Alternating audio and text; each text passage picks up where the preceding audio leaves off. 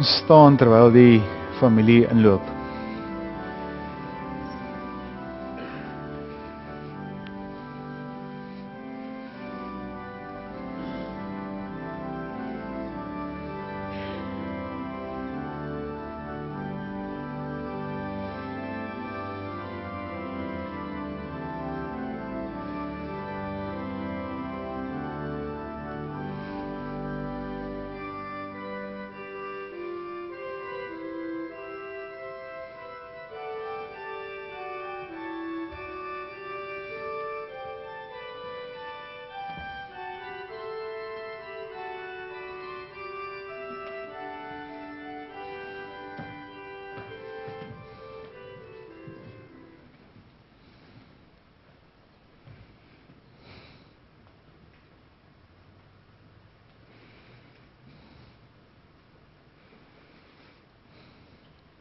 Vind ek eens plekke inneem.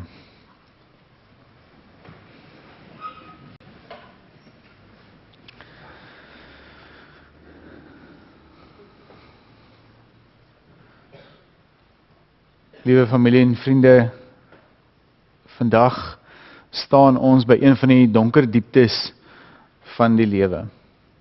Ongeag hoe ons onsself voorberei, die dood bly onverwags, onwerklik en onbegryplik. Die hartseer is groot want die plek van iemand wat diep spore in ons lewens getrap het, is ewe skielik leeg. En ons weet dat niks en niemand anders daardie leemte sal vul nie. Maar is juis in oomblikke soos hierdie wat ons troos vind in die woorde van Jesus. Wanneer hy sê, ek is die opstanding en die lewe, wie in my glo sal lewe, al het hy ook gesterwe. Deur die dood en opstanding van Jesus het hy ons ook die voorreg gegee om te kan uitroep, dood, waar is jou oorwinning? Dood, waar is jou angel? En daarom treur ons wel, maar dit is nie sonder hoop nie. Ons weet dat God die dood verag en nie toelaat dat dit die laaste woord oor ons geliefde spreek nie. En daarom mag ons ook nie toelaat dat die dood die laaste woord oor hom Johan sê nie. In Psalm 121 vra die psalmskrywer, skryf die psalmskrywer, ek kyk op na die berge, waarvandaan sal daar vir my hulp kom? En dan kom die antwoord, my hulp kom van die Here wat hemel en aarde gemaak het.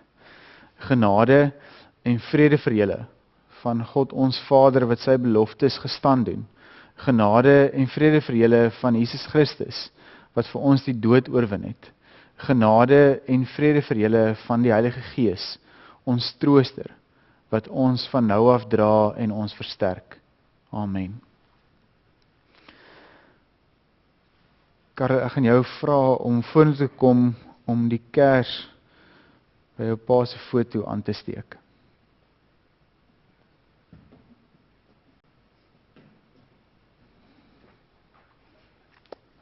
Die een voor die foto.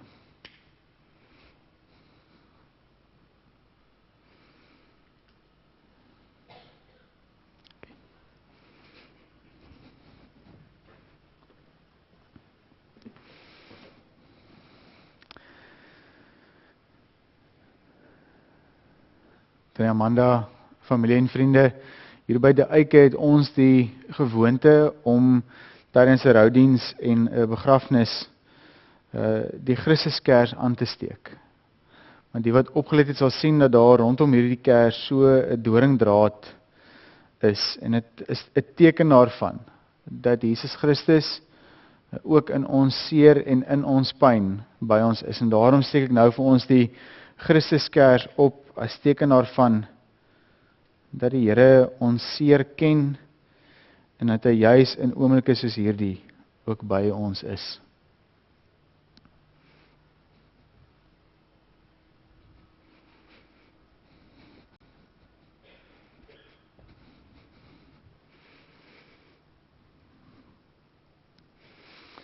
As ons die Bybel lees, dan vertel die Bybel vir ons dat ons 'n God dien wat bekend staan as 'n verbondsgod. van die begin van die Bybel tot aan die einde van die Bybel, hoor ons dat God 'n belofte gemaak het aan elkeen van ons. Dat hy ons God is en dat ons sy kinders is. En ons het 2 sakramente wat iets daarvan ook vir ons kon vertel. En die eerste een is die doop. En daarom kan ek vanmiddag ook hierdie sê. Johan Pieter Kotse is deur die doop ingelyf in die sigbare liggaam van Jesus hier op aarde. So het hy deel geword van die kerk en deur die doop dra die oom die teken dat God hom heilig verklaar het. Hy is gedoop in die naam van die Vader en van die Seun en van die Heilige Gees. God het ook met hom Johan die verbond gesluit en gesê, ek is jou God en jy is my kind. Ons steur onsself nie aan wat mense van ons dink of van ons sê nie, maar dit wat God van ons sê en van ons dink. Daarom weet ons, is dit as geheiligde wat om Johan die lewe hier op aarde verlaat.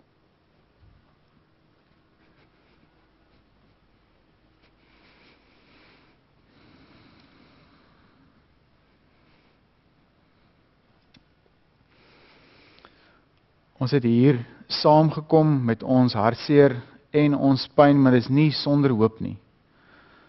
Ek gaan vra dat ons nou ons oë sluit, sodat ons ook ons harte aan die Here kan gee in hierdie oomblik.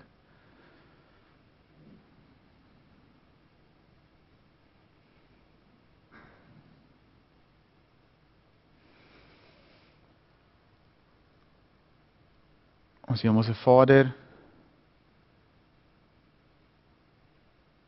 U weet watter groot leemte dit in 'n mens se lewe laat wanneer 'n geliefde van ons weggeneem word.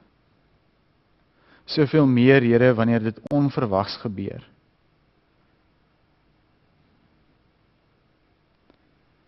U weet, Here, watter seer en watter pyn hierdie familie het. Omdat om Johan ewe skielik weg is.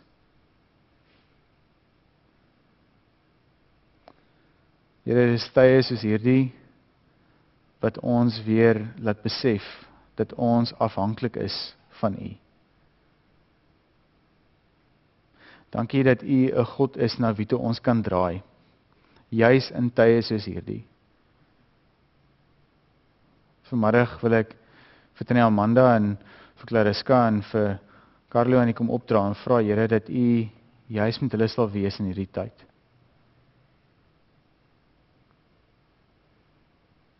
Mag hulle ervaar dat U die God is van wie hulle hulp kom. Dat U die God is wat hulle nie alleen los nie, dat U die God is wat hulle pyn ken, en dat U die God is wat hierdie pad saam met hulle sal stap. Ek bid dit, Here, in Jesus se naam. Amen.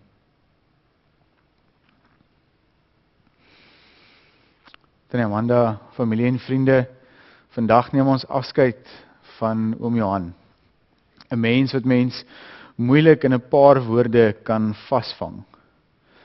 Want oom Johan was baie dinge vir baie mense. Hy was 'n eggenoot, hy was 'n pa, hy was 'n vriend, hy was 'n oupa, hy was 'n kampeermaat, hy was 'n grapmaker en hy was 'n mens. Maar agter al hierdie dinge was daar 'n man met 'n sagte hart, 'n sterk geloof en 'n besondere vermoë om mense te laat voel dat hulle raak gesien word. Oom Johan het in Woester groot geword, is in Woester gebore en in Kuilsrivier groot geword. Hy was 'n trotse Kuilen-leerder. Hy was 'n laatlam en 13 jaar jonger as sy broer.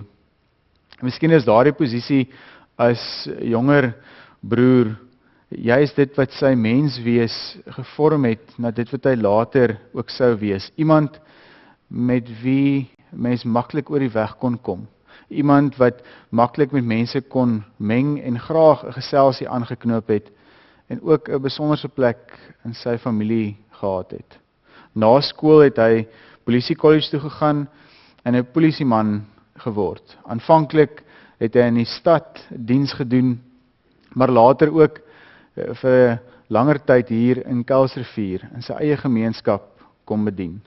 Dit moes vir hom besonders gewees het om ook op so 'n manier sy gemeenskap te kon dien. Juist die gemeenskap waarin hy groot geword het. Na sy getroue diens in die polisie het oom Johan by Sanlam gaan werk, en een van die voorregte wat hy by die werk gehad het, is om destyds nog by die losie op Nieuweland te kon gaan werk. Maar blykbaar het hy al die geluk gehad, want al die wedstryde wat hulle daar was gewen. Na sy tyd by Sanlam het hy 'n nuwe deur laat oopgaan en 'n nuwe hoofstuk in sy lewe is geskryf. Hy het op 'n stadium besef dat hy dinge self kan doen en dat hy self ook 'n afdak kan bou, en van daar het dinge begin groei en van daar is sy besigheid opgebou. Dis 'n besondere wonder dat oom Johan ook die laaste deel van sy lewe besig was met die grootste projekte van sy loopbaan. Dit getuig ook van wie hy was en dit wat hy opgebou het. As mens aan oom Johan dink, is een van die beste maniere om hom te beskryf, om eenvoudig te sê dat hy 'n mens was. En mens sien dit ook in hoeveel mense vanoggend of vanmiddag hier is. Hy kon met enigiemand 'n geselsie aanknoop. En as hy jou in die Pick n Pay gesien het, was daar min kans vir jou om verby hom te stap, sonder dat hy met jou geselsie sou aanknoop, of selfs net 'n grappie met jou wou deel, of net 'n woord wou wissel. Dit was wie hy was. Hy wou deel wees, hy wou inpas, hy wou nie vyande hê nie, en hy wou saam met mense gewees het. En as mens hom die kans gegee het, dan was hy ook die lewe van die partytjie. Oom Johan se sterkpunt was woorde. Hy het die besondere vermoë gehad om homself goed te kon uitdruk. Die kinders het vertel hoe hy die een was wat hulle opstelle geskryf het, en later het hulle moeilikheid gehad toe hulle self dit moes doen en nie meer dieselfde ywer en hoe mooi Afrikaans die opstelle kon skryf nie. En as gevolg daarvan was hy ook die een wat gereeld by 'n troue of 'n begrafnis of 'n funksie 'n mikrofoon in die hand gehad het. Hy kon 'n MC wees, 'n toespraak lewer en 'n huldeblyk bring. Maar as ons eerlik moet wees, dan is die grootste talent wat oom Johan gehad het, grappies vertel. Soos die familie met liefde sê, hy was 'n grappeman, en hy het nie net sommer 'n grap oorvertel nie, hy kon dit met smaak en geur oorvertel. En al het hy dit net een keer gehoor, kon hy dit met die fynere detail van die grap ook oorvertel. Hy was iemand wat 'n grap kon vertel en geweet het dat 'n grap 'n groot impak het. Soveel so dat hy selfs vir Andries Vermeulen een keer vasgekeer het en vir hom 'n grap vertel het wat Andries te weer later op een van sy programme oorvertel het. Vir oom Johan was humor meer as net vermaak. Dit was die manier waarop hy die lewe ingekleer het, dit was die manier waarop hy die spanning gebreek het, en die manier hoe hy mense nader aan mekaar gebring het, en selfs in moeilike oomblikke dinge 'n bietjie ligter gemaak het. Tannie Amanda vertel dat as oom Johan haar kwaad gemaak het, dan moes sy maar op haar hoede wees, want hy sou haar later met 'n grappie weer oorwen. En meeste van die kere met 'n grappie oor presies dit waaroor sy kwaad geraak het. Dit was wie oom Johan was. Oom Johan was baie lief vir sy familie en wou vir hulle die beste hê. Hy het vir hulle gesorg en voorsien, en as 'n pa was hy iemand wat altyd bereid was om te luister en te help waar hy kon.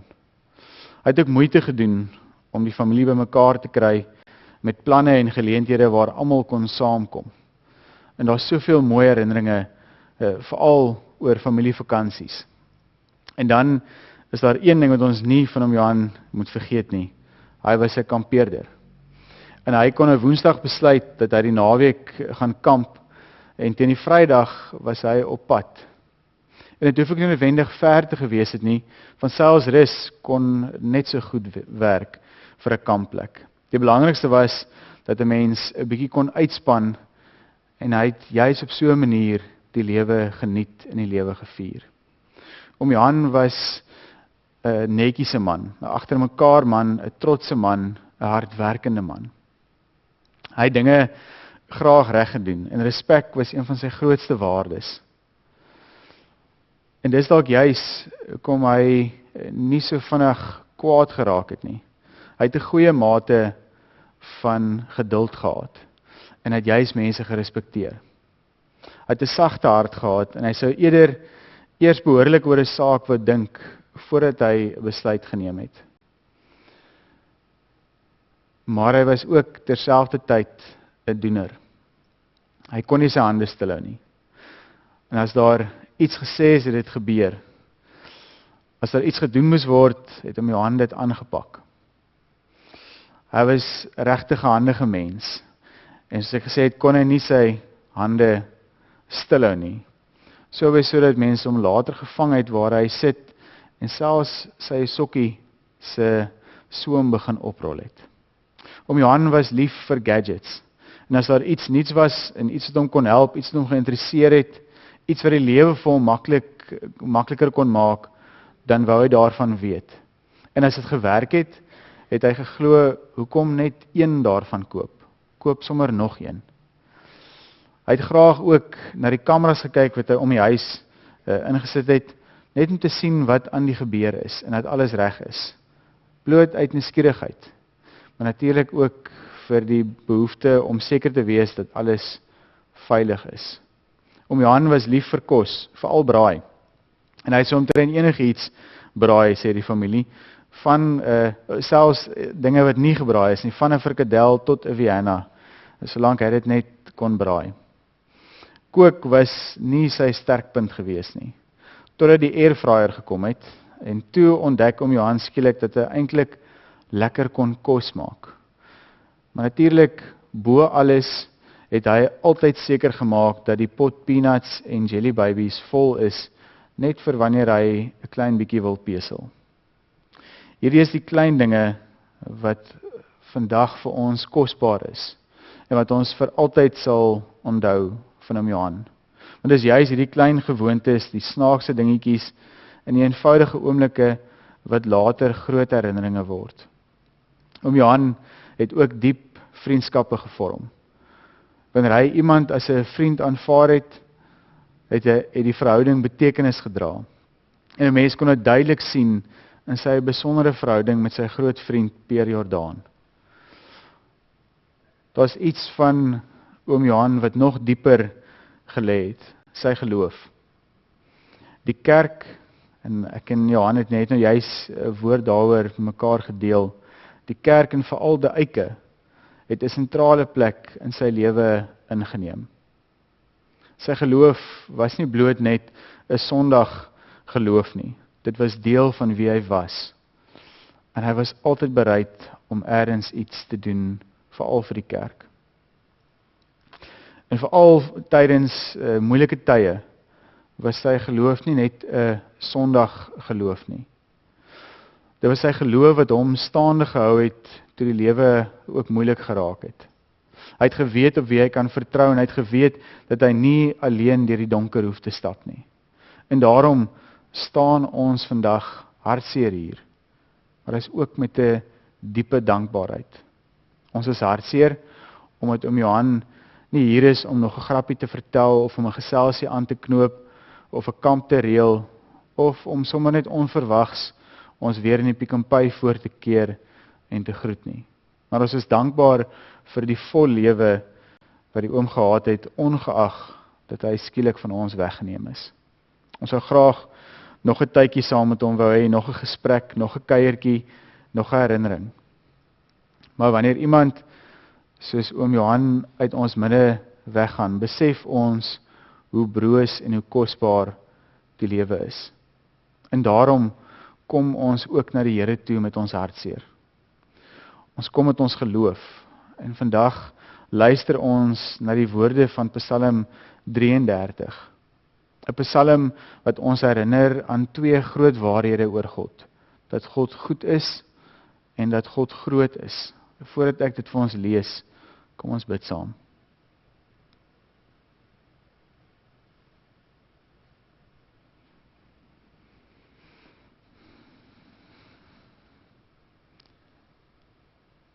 Here, dankie dat ons in hierdie moeiliker dele van die lewe juis na U toe kan draai. Met die wete dat U die een is wat ons seer en ons pyn ken. En dat U die een is wat ons ook gaan troos. Mag U vanmiddag vir ons Psalm 33 oopbreek en mag U deur U Gees ook vir ons troos bring uit hierdie woorde. Ek bid dit, Here, in Jesus se naam. Amen.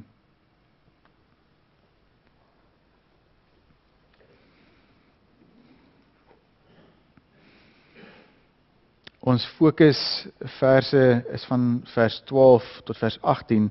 Ek gaan 'n klein bietjie langer of verder lees, omdat daar kosbare waarhede in die volgende verse is. Psalm 33 vanaf vers 12.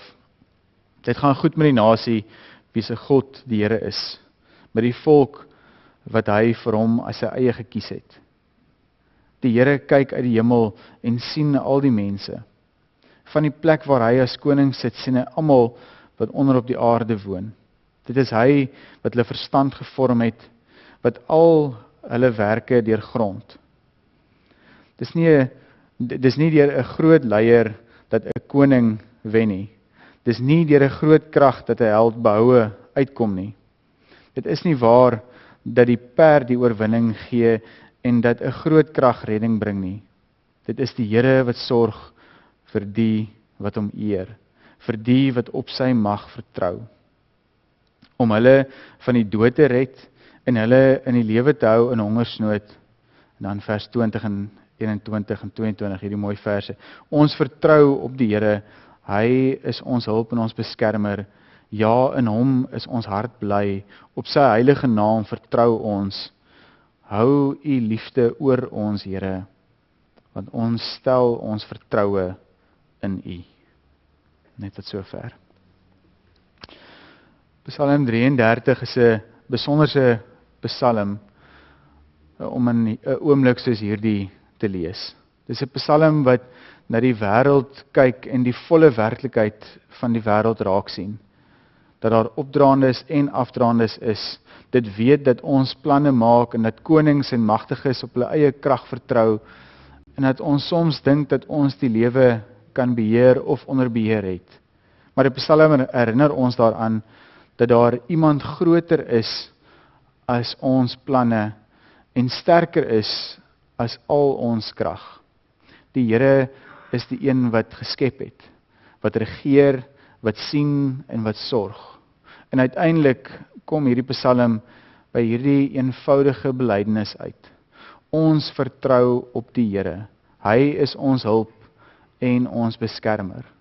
En daarom is dit 'n loflied wat van God se grootheid kom vertel.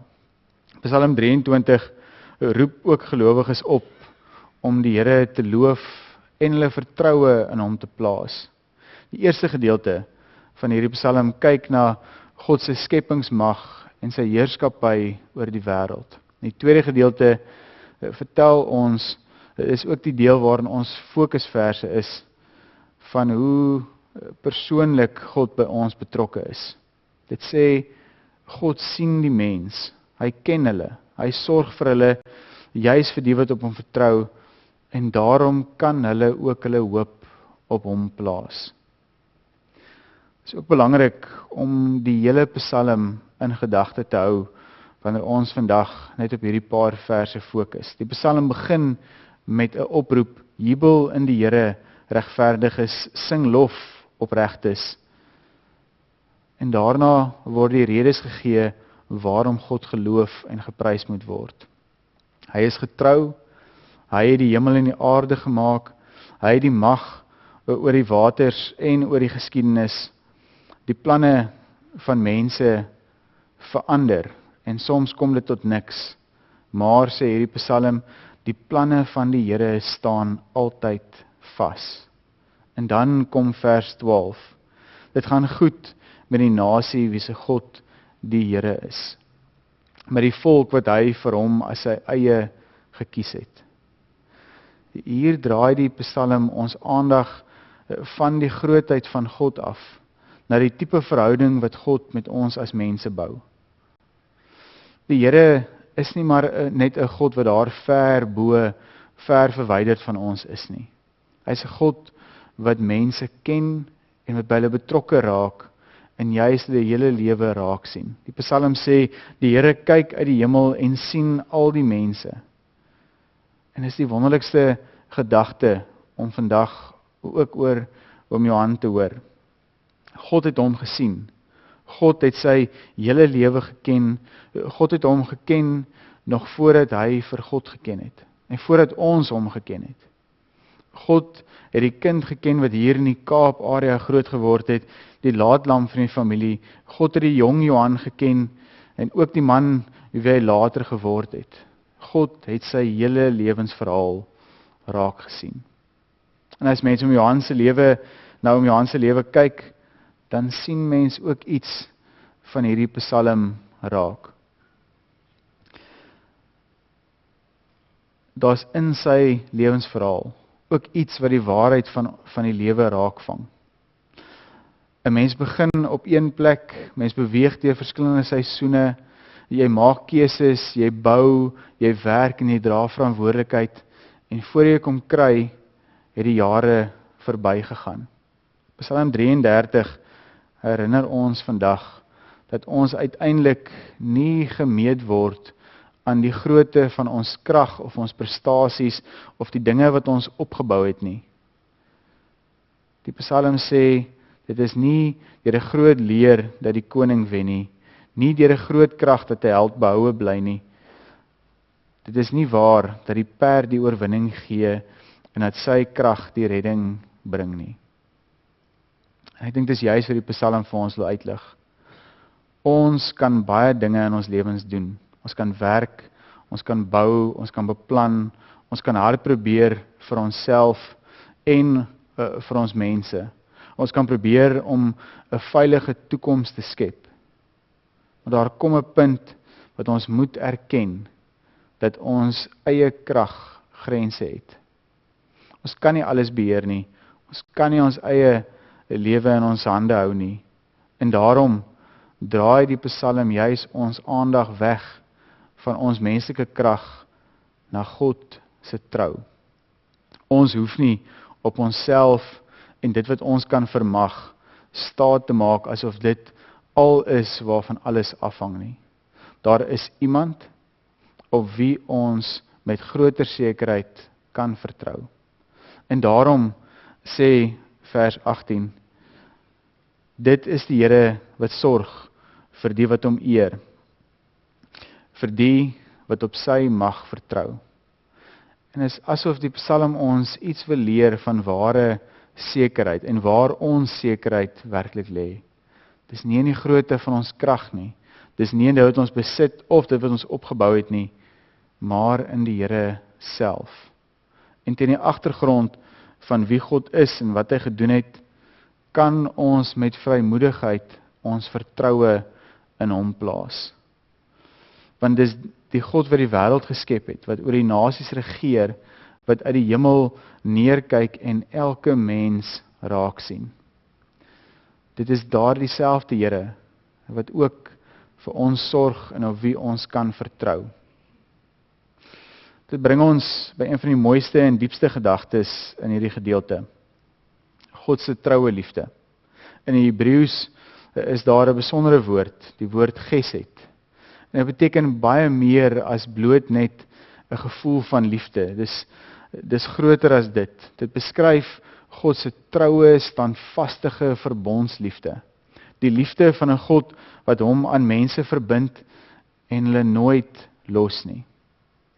Dis die liefde wat bly wanneer alles rondom ons verander. Dis die liefde wat ons dra wanneer ons nie meer genoeg krag het nie. Dis die liefde wat sê, jy hoef nie alleen deur die lewe te gaan nie, want ek is getrou. Dis die liefde waarop ons vandag kan staatmaak.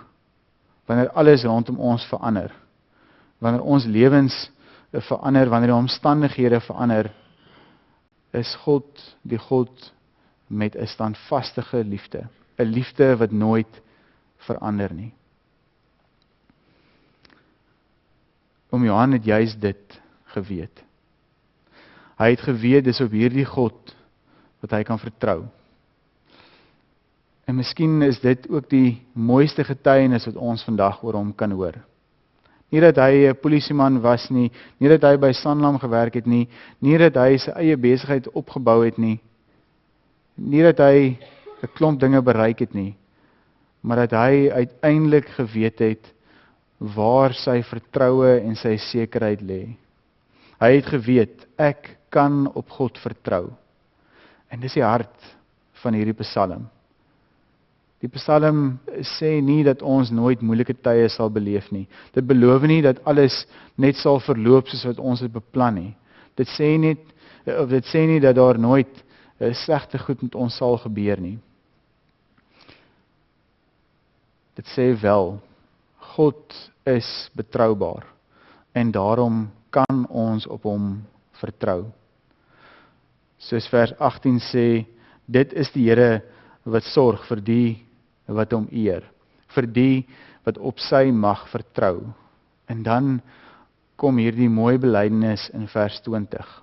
Ons vertrou op die Here. Hy is ons hulp en ons beskermer. Dit is amper asof hierdie hele Psalm na hierdie een sin toe beweeg. God is groot, God is magtig, God sien, God ken, God sorg en daarom kan ons op hom vertrou. Die Psalm eindig nie met 'n groot verklaring dat ons alles nou onder beheer het of dat ons alles kan verstaan nie. Dit eindig met 'n eenvoudige gebed. Hou u liefde oor ons, Here, want ons stel ons vertroue in u. En die skrywer erken eintlik daarmee, Here, ek weet nie wat alles voor lê nie. Ek kan nie alles beheer nie, maar ek weet op wie ek kan vertrou. Dis dalk ook ons gebed vandag. Here, hou u troue liefde oor oom Johan se familie. Hou u liefde oor die mense wat hom liefgehad het. Hou u liefde oor die wat vandag 'n leë plek in hulle lewe ervaar. En wanneer die herinneringe mooi is, wees daar. Wanneer die herinneringe seer is, wees daar. Wanneer die stilte te moeilik raak, wees daar. Mag ons leer om soos oom Johan te kan sê, ek kan op u vertrou, Here. Amanda, Clariska, Carlo, familie en vriende. Miskien is die grootste troos van Psalm 33 en wat dit vir ons wil kom gee, nie dat ons die toekoms hoef te ken of te weet wat voor lê nie, maar eerder dat ons die een ken wat saam met ons die toekoms instap en met die toekoms in sy hande hou, die een op wie ons kan vertrou. Ons weet nie hoe die dae vorentoe gaan wees sonder oom Johan nie. Ons hoef nie voor te gee dat hierdie afskeid maklik is nie. Ons mag hartseer wees, ons mag huil en ons mag hom mis. Maar ons weet wel dat die Here daar is en dat hy daar sal wees. Ons weet nie hoe lank dit gaan seer wees nie, maar ons weet wel dat God se troue liefde nie ophou nie. En dat ons weet dat hy die een is wat ons vashou. Daarom kan ons selfs met trane in ons oë saam met hierdie Psalm en saam met oom Johan bely, ons vertrou op die Here. Hy is ons hulp en ons beskermer. Want hy het geweet op wie hy kon vertrou. Mag julle ook hieraan vashou in die dae wat voorlê. Amen.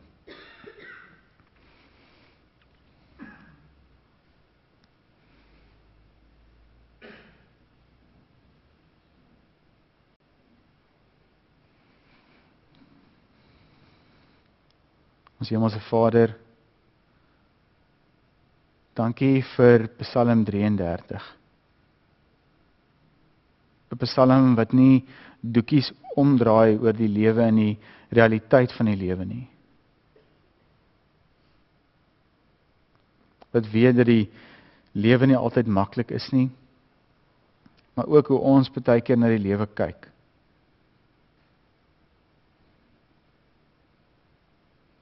Dankie dat hierdie Psalm ons juis kom help om eerder verby dit te kyk en U raak te sien.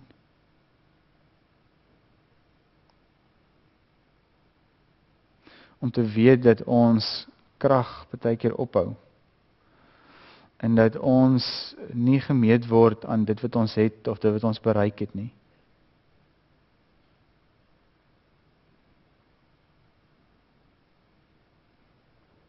Maar eerder dat U die God is wat geskep het, dat U die God is wat ons versorg,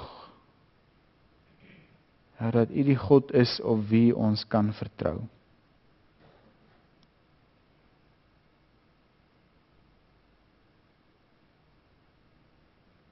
Dankie Here dat ons vanmiddag ook kan bely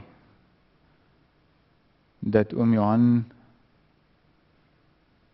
juis hierdie woorde geken het, in sy eie lewe ervaar het, dat hy geweet het, wanneer hy nie meer kon nie, dat hy op U kon vertrou. Dat U die een is in wie sy sekerheid gelê het.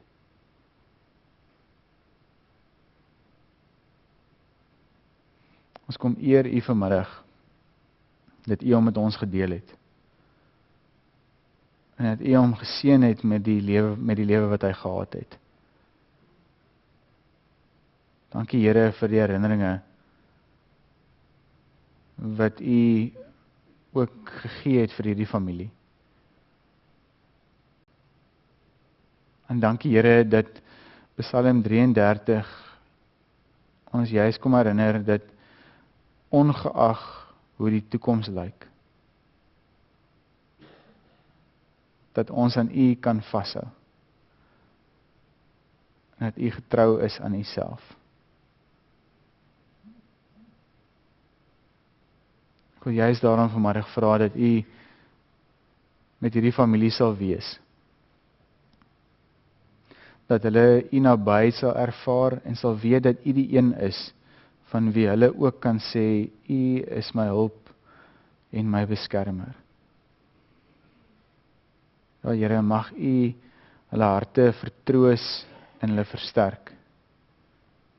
Mag U hulle toevou in U liefde. En saam met hulle die pad vorentoe stap. Ek bid dit Here in Jesus se naam. Amen. Geliefdes, ek gaan nou vir Chris Barnardo vra om die huldeblyk te bring en dan ook die bedankings te doen. Dankie Chris.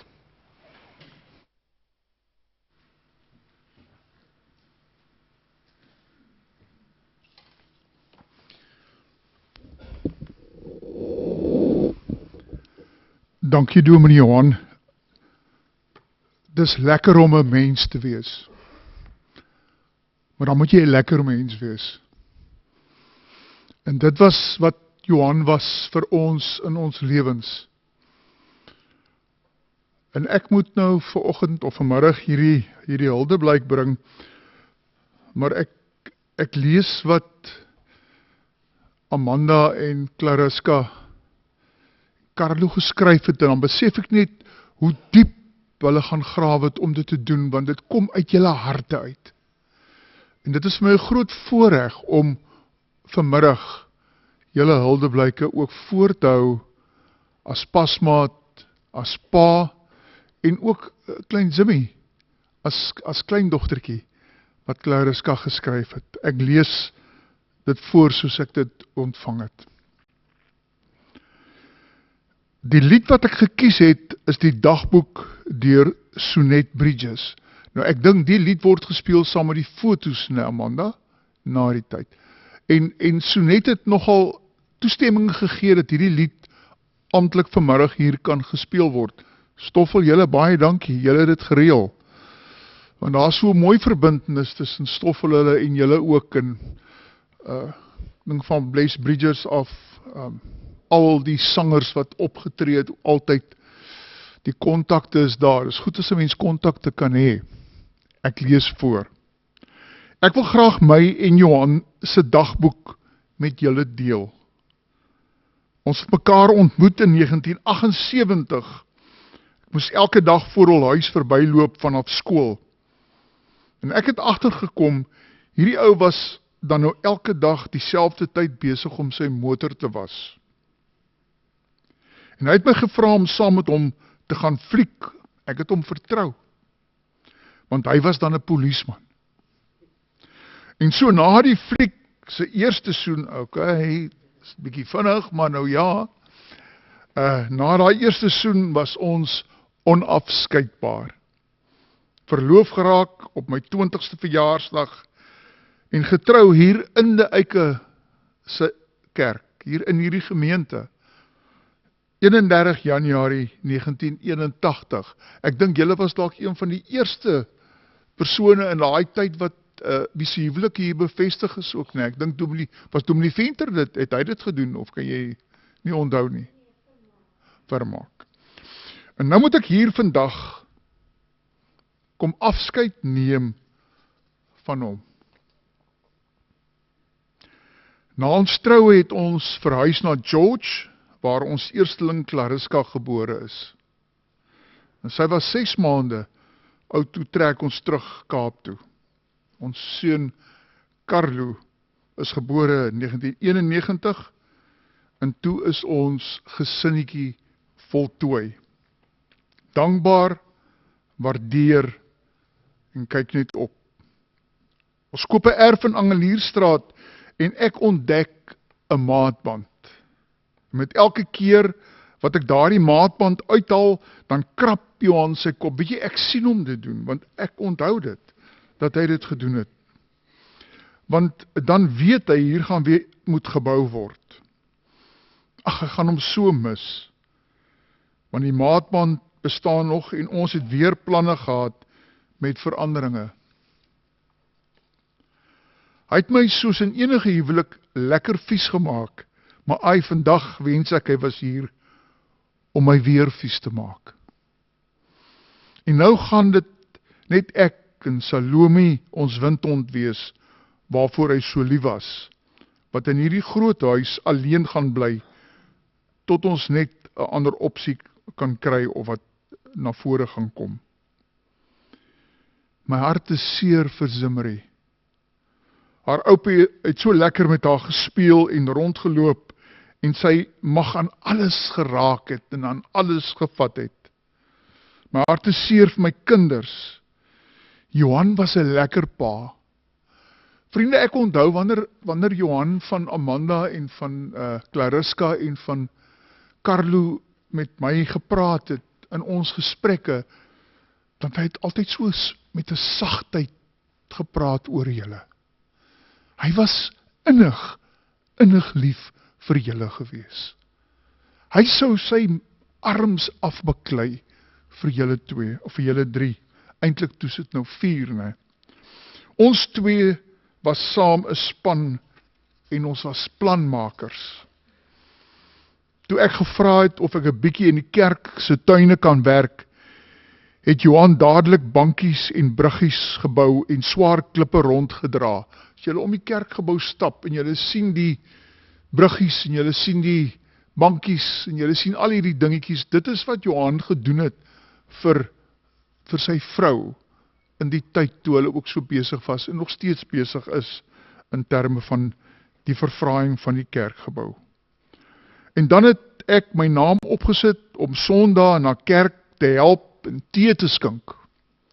En weer het Johan ingeval saam met my en koppies begin was. Hy was deel van die teespan. Ek dink dit is een van die min manne, hy en Cassie wat deel is van die teespan. En Johan het dit geniet, né? Hy het dit sommer net ook vertel vir almal.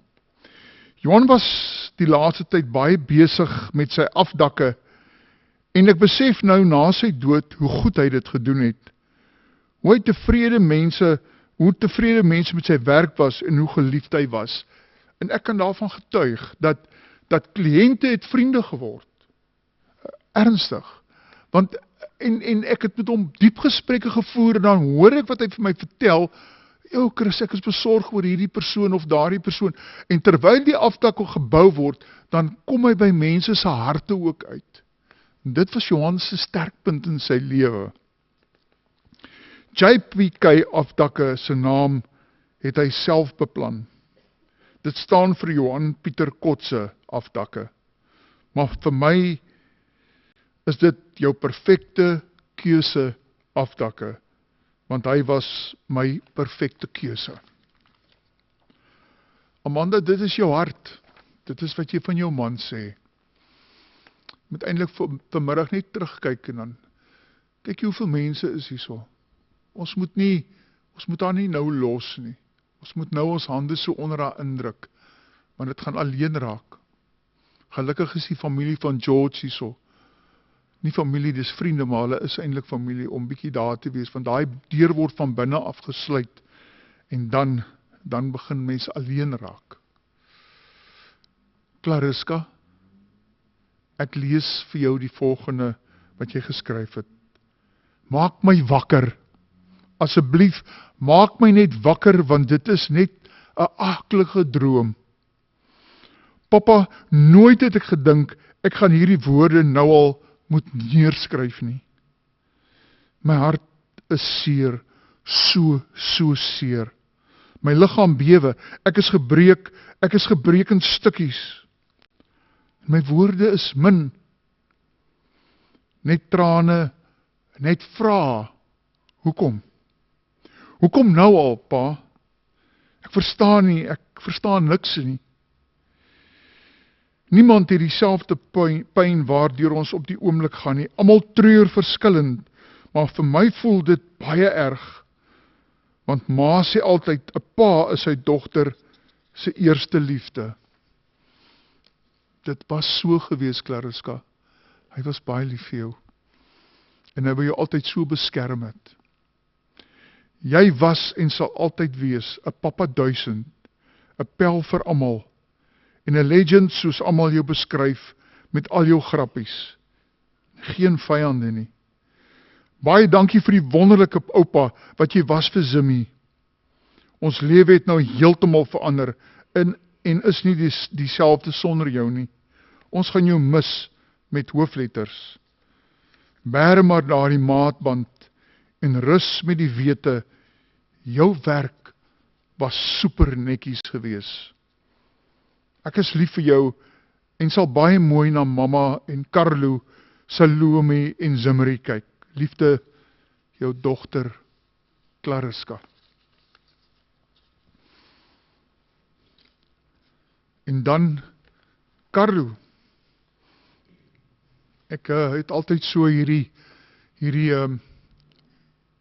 die woorde geuiter dat ons word verskillend gemaak in die hemelse fabriek. Ek dink Clariska ek dink jy was in Johan se belydensklas, nee. En Carlo, jy was by my in die belydensklas. En ek het julle ook leer ken op 'n ander manier. Carlo, jy's 'n man wat na binnekant toe huil. En dit het baie gevra vandag om hierdie stukkie te skryf. Ek sal leer jou, my broer. 'n Huldeblyk aan pa. Vandag is dit vir my baie moeilik om te aanvaar dat my pa nie meer hier is nie. Dit voel steeds onwerklik. Net die aand voordat pa van ons al weggegaan het, was hy nog hier by my. Ons het nog lekker gelag en gesels. Ek sou nooit kon dink dat dit die laaste keer sou wees nie. Ek gaan die onverwagte vinnige kuiertjies mis deur die week. Pa was altyd 'n gelukkige mens en kon vreugde in die kleinste dinge vind. Ek sal altyd onthou hoe opgewonde hy geraak het wanneer hy iets nuuts gekoop het. Hy kon skaars wag om dit vir my te wys. Pa was altyd vol grappies en het daarvan gehou om mense te sien lag. Daar is so baie dinge wat ek wens ek nog saam met pa kon doen. Ek wens ek kon nog een keer saam met pa lag, vir pa se grappies, en hoor en sien hoe opgewonde pa raak oor alles wat nuut is. Pa, ek is lief vir jou. Ek gaan jou verskriklik baie mis. Ek sal jou altyd saam met my dra in my hart. Ek hoop God geniet nou ook pa se grappies en pa se stories. Rustig, pa, tot ons mekaar weer sien. Carlo, Boetie.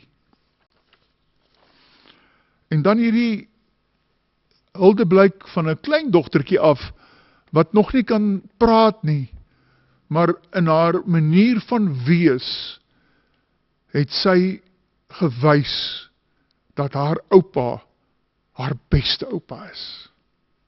Oupie, ja, ek kan nog nie praat nie, maar ek het ook 'n hartjie en 'n hartjie met jou binne in my. Wie gaan my soggens by die kar kom haal? Wie gaan vir my oor die speelkamer deurloer? Wie, oupie, wie? Ek is so lief vir jou, dat as mamma my by jou wil neem omdat jy moet gaan werk, dan wil ek nie. Ek wou in jou arms bly. Ek gaan jou mis, oupie. Ek lief jou met my hele hartjie, jou kleindogter, Zimmerie. Julle maak het dan maar moeilik vir my om hierdie goed te lees, hoor. Die sirkus gaan net deur die dorp, dan huil ek. So dit is my nogal moeilik. Maar vriende, dit is die hart van die familie, van die gesin, wanneer hierdie woorde geuiter word. En dan wil ek afsluit met die bedankings, soos ek het ontvang het ook van Amanda af. Eerstens wil ek ons Skepper bedank vir Johan se 68 jaar wat hy vir ons gespaar was. Dankie vir Carlo, Clariska, Jaco wat dadelik na my toe gekom het na my oproep. As ook Poppy, Marinay, Gerard, Elzaan, Cedric en Desmond. Ek is so dankbaar vir my kinders, as ook ons jarelange vriende van George, François en Eddie, wat my dag en nag ondersteun. Eddie vir al die koffie, die tee, die beskuit, die koekies en kos wat aangedra word. Almal wat gebel het, boodskappe gestuur het en my besoek het. Blomme, kos en kaartjies gebring het. My speelgroepie se ouers wat verstaan waardeur ons moet gaan en ander planne met hul kinders moes maak. Dankie vir Carlo en Gerard wat dadelik Johan se projekte oorgeneem het. Giselle by Martens begrafnisondernemers vir alles waarmee sy ons gehelp het en regtig 'n stap verder gegaan het om dit vir ons almal maklik te maak. Die reëlings, die kus, die blomme, die begrafnisbriefies, die kers, die pragtige foto, ons waardeer alles so baie. Dankie Dominee Johan vir jou besoek, jou tyd, jou besonderse mooi manier om hulde aan Johan te bring en hierdie diens spesiaal vir ons te kom maak. Dankie ook vir vanoggend by die ter aarde bestelling. Ons ag jou baie hoog gewaardeer dit. Baie dankie Johan. Ons wil die kerk bedank vir die broodjies en die hulp by die tee, die koffie wat bedien word, die koster Tim wat daar agter sit op sy plek wat ons so gehelp het met die fotos ensovoorts, en dan Mariana en Elmarie en ander personeel, baie dankie julle. Dankie vir al die draers by die graf, ons is dankbaar vir vriende en familie, almal wat hierdie dag geoffer het vir eer aan Johan. Mense wat van ver af gery het, ons is lief vir ieder en elk, ons is dankbaar, ons waardeer, ons kyk net op. Dankie Doen. Baie dankie Chris. Dus ons gaan nou kyk na die skyfies wat so oorsig gee oor Johan se lewe. Mag ons ook ons eie herinneringe vier in hierdie oomblik.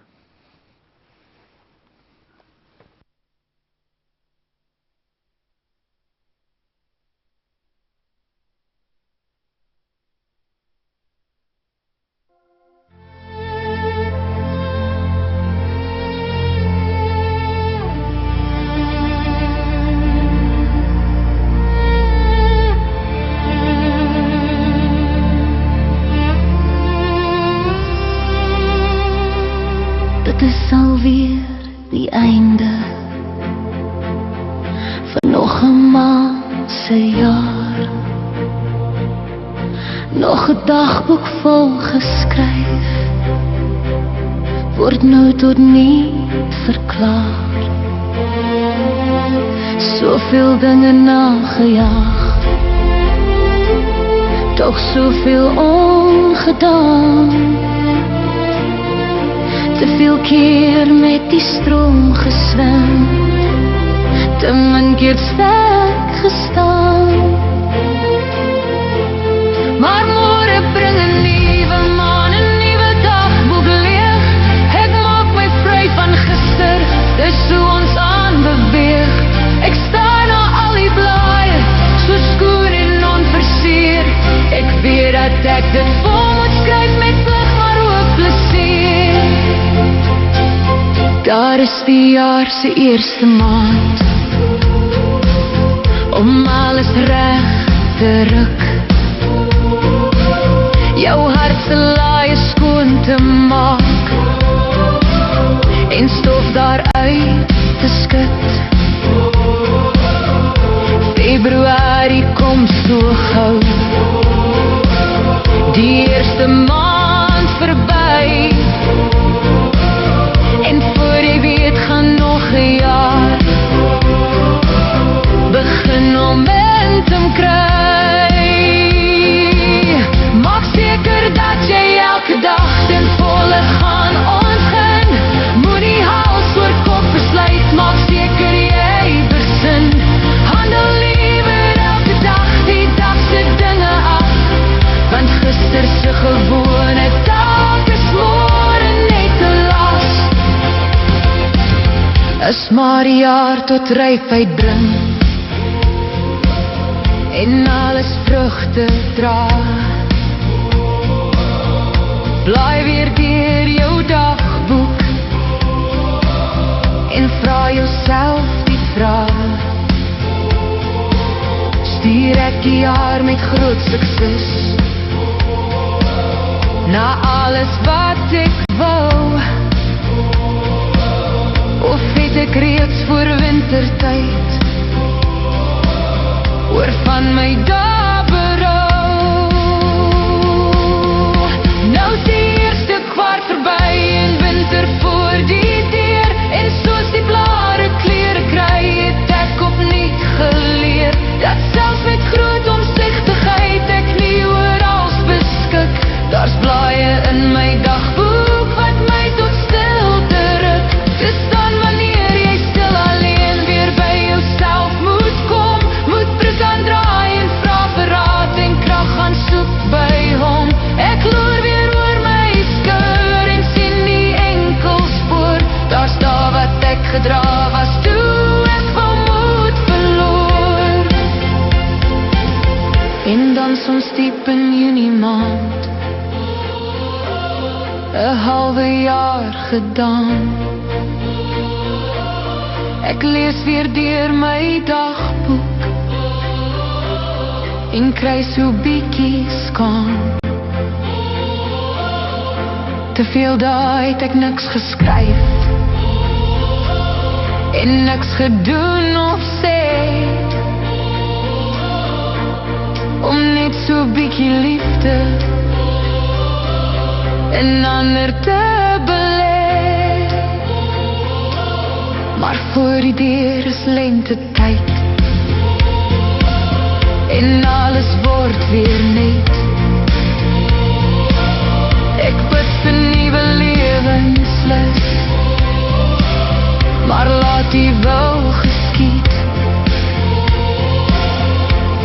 Daar is 'n nuwe ritme, en alles rondom my. My hartklop is in harmonie, my dagboek vol en bly. Oktober maand is alles mooi en al die bome word soveel waarvoor ek dankbaar is. Ons dien 'n grootse God. Die laaste kwart blaaie is skoon en onbeskryf, en nou moet ek opnuut besin oor of ek swem of dryf. Daar is nog so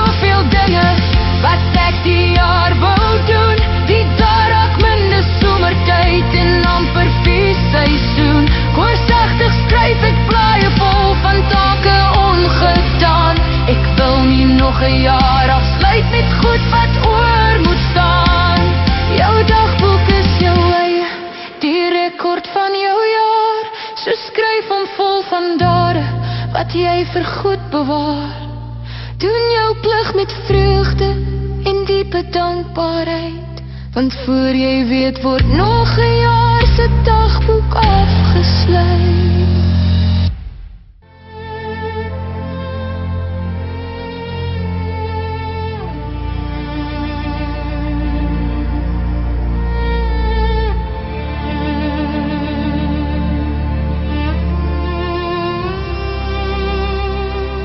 Dit is alweer die einde van nog 'n maand se jaar. Nog 'n dagboek vol geskryf, word nou tot niet verklaar. Soveel dinge nagejaag, toch soveel ongedaan. Te veel keer met die stroom geswem, te min keer sterk gestaan. Maar môre bring 'n nuwe maan, 'n nuwe dagboek leeg. Ek maak my vry van gister, dis hoe ons aanbeweeg. Ek sta na al die blaaie, so skoon en onversier. Ek weet dat ek dit vol moet skryf met plig, maar ook plesier. Daar is die jaar se eerste maand,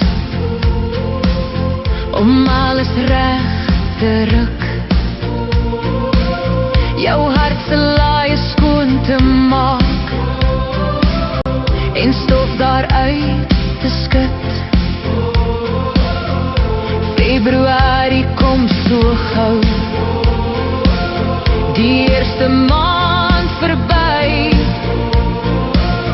En voor jy weet gaan nog 'n jaar begin momentum kry. Maak seker dat jy elke dag ten volle gaan ontgin. Moenie hals oor kop besluit, maak seker jy besin. Handel liewer elke dag die dag se dinge af, want gister se gewone dag is môre net 'n las. As maar die jaar tot rypheid bring en alles vrugte dra, blaai weer deur jou dagboek en vra jouself die vraag: stuur ek die jaar met groot sukses na alles wat ek wou, of het ek reeds voor wintertyd oor van my dae berou? Nou is die eerste kwart verby en winter voor die deur, en soos die blare klere kry, het ek opnuut geleer dat selfs met groot omsigtigheid ek nie oral beskik. Daar's blaaie in my dagboek wat my tot stilte ruk. Te staan wanneer jy stil alleen weer by jouself moet kom, moet brug aandraai en vra vir raad en krag gaan soek by hom. Ek loer weer oor my skouer en sien die enkelspoor. Daar staan wat ek gedra was toe ek van moed verloor. En dan soms diep in Junie maand, 'n halwe jaar gedaan. Ek lees weer deur my dagboek en kry so bietjie skaam. Te veel dae het ek niks geskryf en niks gedoen of sê.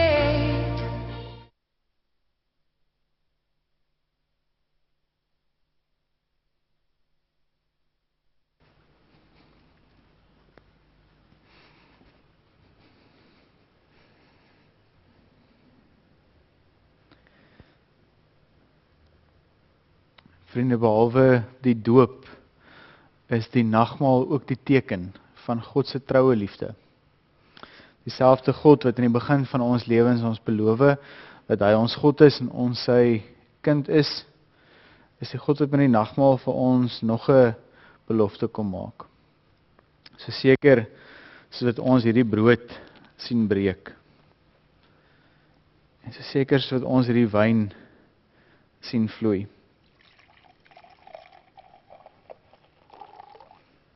So seker kan ons weet dat Jesus se liggaam gebreek is en dat sy bloed gevloei het.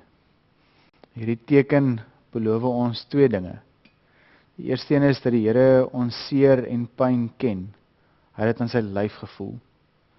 En die tweede een is dat hy deur dit wat hy in die kruis gedoen het, vir ons die ewige lewe geskenk het. En daarom weet ons, het oom Johan ook die ewige lewe.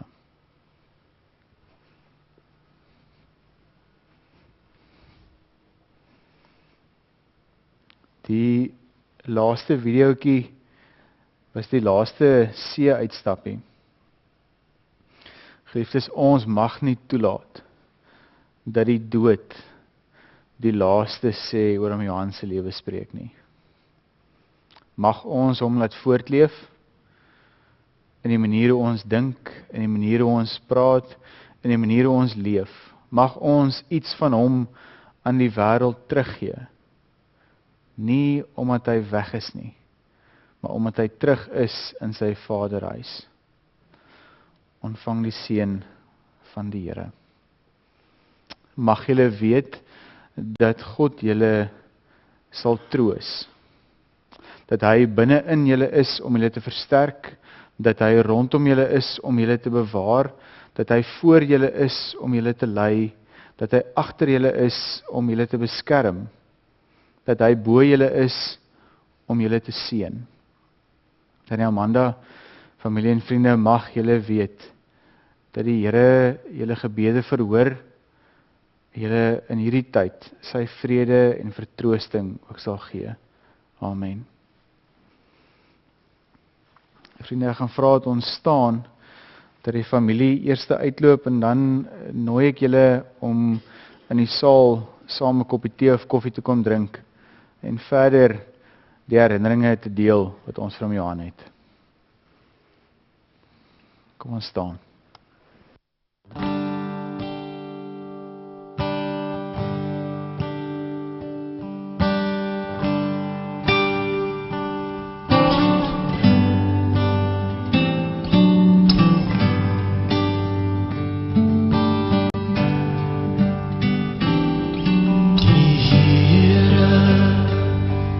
My herder, niks sal my ontbreek nie. Hy laat my neerlig in groen weivelde na water, waar rustig bly hy my hier.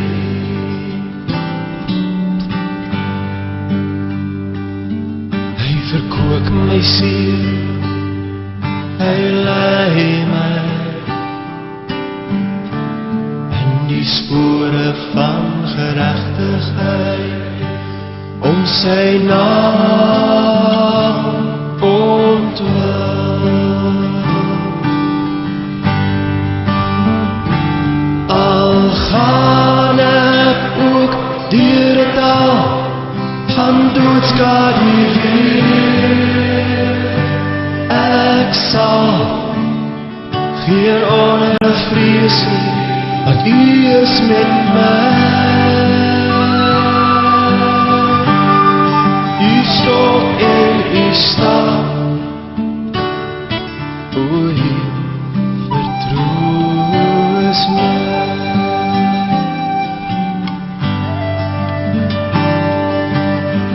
U berei die tafel voor my aangesig, teenoor my teestanders. U maak my hoof vet met olie, my beker loop oor. Net goedheid en guns sal my volg, al die dae van my lewe, en ek sal in die huis van die Here, en lente vandag, en ek sal in die huis van die Here bly, en lente vandag. Die Here is my herder. Die Here is my herder, niks sal my ontbreek nie. Hy laat my neer in groen weivelde na water, waar is het, lei hy my hier.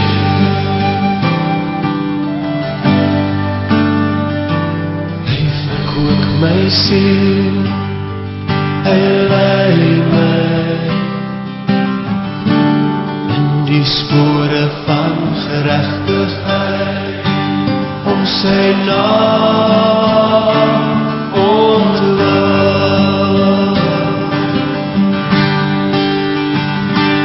Al gaan ek ook deur die dal van doodskaduwee, ek sal geen onvrees nie, want U is met my. U stok en U staaf vertroos my.